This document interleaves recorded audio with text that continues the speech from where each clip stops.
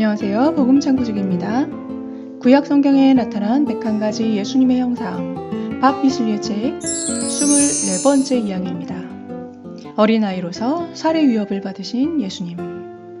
출애굽기의 나일강의 모세 이야기입니다. 요절은 1장 22절과 2장 1절에서 3절입니다. 그러므로 바로가 그 묻은 신민에게 명하여 가로되 남자가 나거든 너희는 그를 하수에 던지고 여자여든 살리라 하였더라. 레위 족속 중 한 사람이 가서 레위 여자에게 장가들었더니 그 여자가 잉태하여 아들을 낳아 그 준수함을 보고 그를 석 달을 숨겼더니 더 숨길 수 없이 되매 그를 위하여 갈대 상자를 가져다가 역청과 나무 진을 칠하고 아이를 거기 담아 하숫과 갈대 사이에 두고. 이제까지 23편의 이야기를 통해 창세기를 배웠습니다. 맨 마지막에는 요셉을 연결고리로 해서 야곱 족속 70명이 이집트 땅에 오는 것을 배웠습니다. 이 이스라엘 민족은 400년 이상 애굽에 있게 됩니다. 그들은 하나님께서 이미 아브라함에게 말씀하셨듯 애굽에서 노예 생활을 하게 됩니다. 창세기 15장 13, 14절 여호와께서 아브라함에게 이르시되 너는 정령이 알라. 내 자손이 이방에서 객이 되어 그들을 섬기겠고 그들은 400년 동안 내 자손을 괴롭게 하리니 그 섬기는 나라를 내가 증치할지며 그 후에 내 자손이 큰 재물을 이끌고 나오리라. 애굽의 바로 왕은 이스라엘 족속이 너무 많아져서 애굽 왕국을 전복시킬지도 모른다고 걱정했습니다.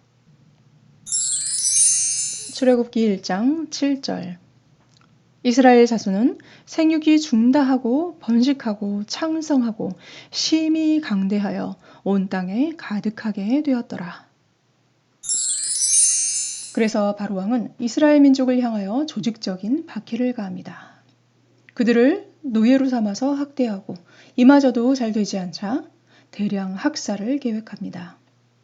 그는 히브리 산파들에게 남자아이가 태어나면 죽이고 여자아이면 살려두라 명령합니다. 그러나 그 방법이 먹혀들지 않았습니다. 그러자 바로 왕은 모든 남자아기들을 나일강에 던져 넣으라는 명령을 내립니다. 때문에 그 당시 갓 태어난 모세는 죽을 수밖에 없는 상황이었습니다. 물론 모세에게서 여러 가지 예수 그리스도의 형상을 발견하겠지만 지금 이 장면에서는 모세의 유아 시절이 아기 예수님의 유아 시절을 예표하는 것을 보게 됩니다.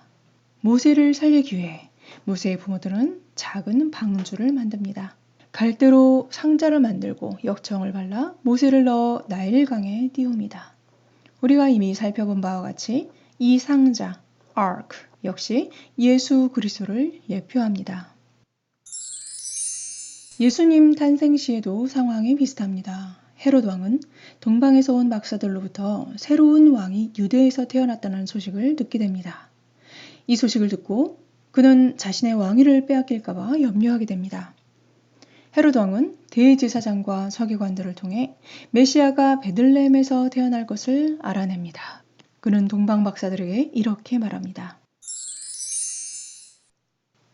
가서 아기에 대해 자세히 알아보고 찾거든 내게 구하여 나도 가서 그에게 경배하게 하라.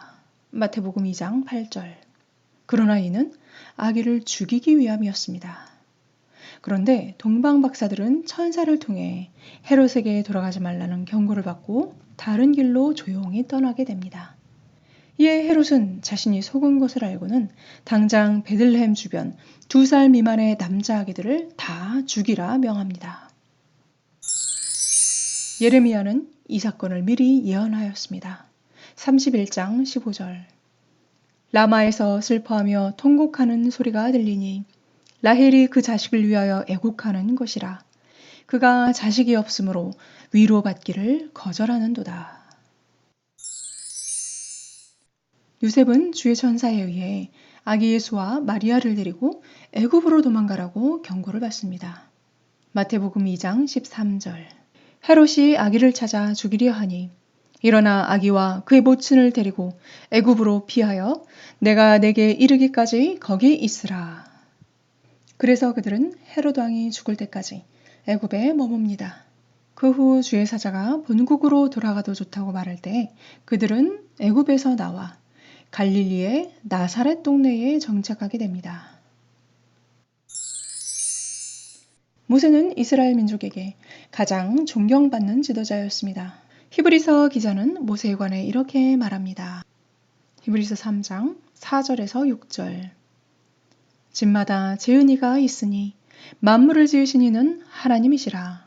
또한 모세는 장래에 말할 것을 증거하기 위하여 하나님의 온 집에서 사환으로 충성하였고 그리스도는 그의 집 맡은 아들로 충성하였으니 우리가 소망의 담대함과 자랑을 끝까지 견고히 잡으면 그의 집이라.